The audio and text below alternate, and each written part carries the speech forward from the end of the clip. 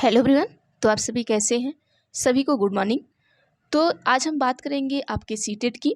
जैसा कि आप सभी को सीटेट के लिए लेकर कुछ अफवाहें आ रही हैं, जिससे आप बहुत टेंशन में हो रहे हैं कि क्या अब 4 पेपर होंगे, क्या हम पेपर नहीं दे पाएंगे, क्या हमारे सिलेबस बदल जाएंगे, क्या पेपर अब और भी कठिन आएगा।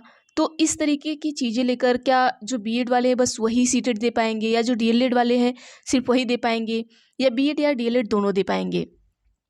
ठीक है, अब और आपको क्या टेंशन हो रही है कि सिलेबस में बदलाव क्या है, पीआरटी का सिलेबस क्या रहेगा। तो सारी चीज़ों को हम डिटेल में जानेंगे, आपको टेंशन लेने की कोई ज़रूरत नहीं है। तो चलिए सबसे पहले हम इसके बारे में हम देखेंगे कि आपका सीटेट दिसंबर 2024 कब होगा, इसका नोटिफिकेशन कब आएगा, आपको किस तरीके से पढ़ना है, और कौन कौन फॉर्म भर पाएगा, कौन फॉर्म नहीं भर पाएगा, और सिलेबस में क्या बदलाव होगा, कि आपका पीआरटी का भी सिलेबस बदलेगा। तो चलिए आइए हम देखते हैं। तो चलिए हम स्टार्ट करते हैं।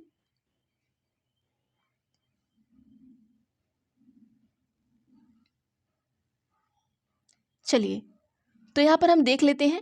देखिए, जो ये एग्ज़ाम है, थोड़ा हम इसको बड़ा कर लेते हैं ताकि आपको क्लियर दिखे। जो एग्ज़ाम है, ये आपका एग्ज़ाम एनसीटी कराता है। आप सभी को पता है कि ये जो हमारा एग्ज़ाम है कौन कराता है, एनसीटी कराता है। अब आपको ये कन्फ्यूजन है कि क्या जो एग्ज़ाम है वो 9, 10th, 11, 12th, 1 to 5, 6 to 8 सबके लिए होगा। तो हाँ, सबके लिए होगा, लेकिन हम आपको ये बता देना चाहते हैं। देखिए, जो आपका 9, 10th और क्या है आपका 11th और 12th, ठीक है, इन सब के लिए केवल एक ही सीटेट होगा। ऐसा नहीं है कि 9, 10th के लिए अलग होगा और 11, 12th के लिए अलग होगा। ये सभी आप सभी ध्यान रखिएगा। और ये बीएड वाले बच्चे देंगे, आप सभी को पता है। और देखिए, 9, 10 में जो जाते हैं, 11, 12th में, बाकी हम देखते हैं जो इनका सब्जेक्ट होता है इसके बारे में हम देखेंगे। सबसे पहले हम देख लेते हैं इसका नोटिफिकेशन आपका सीटेट का कब आएगा, जो बच्चे देने वाले हैं। देखिए, आप जो पीआरटी वाले बच्चे हैं वो ध्यान से देखिएगा, आप आराम से सीटेट दीजिए, आप टेंशन मत लीजिए, टेंशन फ्री रहिए। इस बार के सीटेट में कुछ भी नहीं होने वाला है, सेम जैसे आपका प्रोसेस चल रहा है वही होने वाला है। तो देखिए, जो आपका नोटिफिकेशन है वो आपको सितंबर में देखने को मिल जाएगा। ठीक है, जो नोटिफिकेशन है सितंबर में देखने को मिल जाएगा, और जो आपका एग्ज़ाम है वो दिसंबर में लगभग आपका एग्ज़ाम हो जाएगा। मतलब ये आपका कंफर्म है कि दिसंबर में एग्ज़ाम हो जाएगा। तो अब हम बात कर लेते हैं यहाँ पर। देखिए, ये तो पता चल गया कि नोटिफिकेशन सितंबर में आएगा, एग्ज़ाम आपका दिसंबर में हो जाएगा। बाकी एनसीटी द्वारा ये क्या लागू हुआ है, नहीं हुआ है। तो देखिए, जो अभी हम आपको बता रहे हैं कि 9, 10th और 11, 12th के लिए एक सीटेट होगा, एक सीटेट 1 to 5 के लिए होगा, और एक सीटेट आपका 6 to 8 के लिए होगा।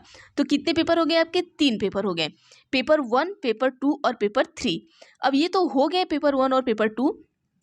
बाकी हम देखते हैं इसमें सब्जेक्ट कैसे होंगे, हम उसको भी देख लेते हैं।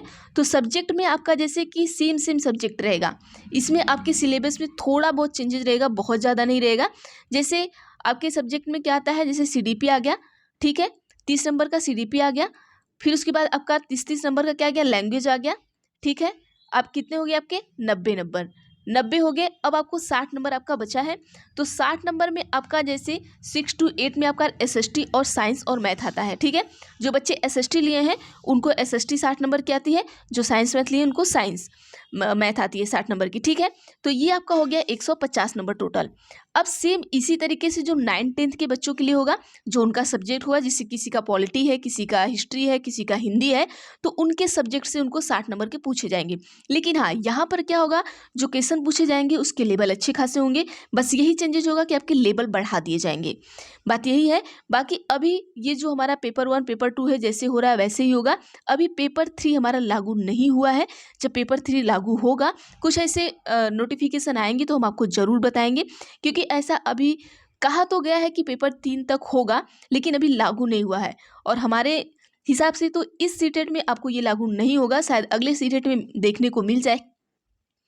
तो आप सभी टेंशन फ्री रहिएगा, 1 to 5, 6 to 8 वाले अपना पेपर दीजिएगा। और देखिए, तैयारी जो है आप अभी से स्टार्ट कर दीजिए। ये नहीं कि 1 महीने रहे, हम आपको बार बार कहते हैं कि 1 महीने रहे तो आपके घोल के पीने वाला सिस्टम छोड़ दीजिए। पढ़ना कैसे आपको हम ये बता देना चाहते हैं। जैसे आपका सबसे पहले आप अपना सिलेबस निकालिए। जैसे सीडीपी मैं पढ़ाती हूँ, तो सीडीपी का आप सिलेबस निकालिए। ठीक है, सीडीपी सिलेबस में आप सिलेबस देखिए। जैसे आपका पहला चैप्टर आपका अधिगम हो गया। ठीक है, अगर आपका अधिगम हो गया, अधिगम का आप नोट्स बनाइए। कहीं से भी, किसी यूट्यूब चैनल से बनाइए। अगर मैं अधिगम पढ़ाती हूँ वहाँ से बना लीजिए, नहीं तो कोई भी चैनल आपको पढ़ाते हैं अच्छा पढ़ाते हैं वहाँ से बना लीजिए, गूगल से बना लीजिए। अधिगम पढ़ने के बाद इसको आप टिक करिए। अब जैसे आप सिलेबस जहाँ पढ़ते हैं उसको चिपका दीजिए, अधिगम हो गया। फिर उसके बाद जितने भी चैप्टर आते हैं 1 2 3 4 5 करके, जो चैप्टर आप पढ़ लेते हैं उसको टिक करते जाइए कि ये चैप्टर हमारा कंप्लीट हो गया है। पढ़ने के बाद आप क्या करेंगे, अब ये टिक हो गया, उसके बाद आपको क्या करना है कि अब जैसे ये कंप्लीट होगा, फिर उसके बाद अब अपने क्या करेंगे, मॉक टेस्ट पे लग जाएंगे। मॉक टेस्ट नहीं है तो जितने सारे मैं कराई हूँ उसमें से करिएगा, तब तक मैं आपको कराती रहूँगी आगे भी मॉक टेस्ट। तो जितना ज़्यादा प्रैक्टिस सेट करेंगे उतना ज़्यादा अच्छा है। बस आपको ये समझ लेना है यहाँ पर थ्योरी में कि अधिगम क्या होता है, कोहलबर्ग ने क्या कहा है, पियाजे ने क्या कहा है, मतलब किस वैज्ञानिक ने क्या कहा है, बस यही चीज़ आपको समझना है। बाकी आपको वहाँ से याद नहीं करना है, ठीक है, बस आपको समझना है, पढ़ना है। एक बार 2 बार रिवाइज करने के बाद बस आप प्रैक्टिस सेट में ले जाइए। जितना ज़्यादा प्रैक्टिस सेट करेंगे आपके लिए उतना बेनिफिट होगा। तो बाकी यही रहा, बाकी अपनी तैयारी अच्छे से करिए। हम देखते हैं कुछ दिन बाद आपकी क्लासेस स्टार्ट हो जाएंगी। तो आज के लिए बस इतना ही करते हैं, बाकी हम देखेंगे नेक्स्ट वीडियो में। जो भी नोटिफिकेशन आपको आता है हम आपको ज़रूर देंगे। तो थैंक यू एवरीवन।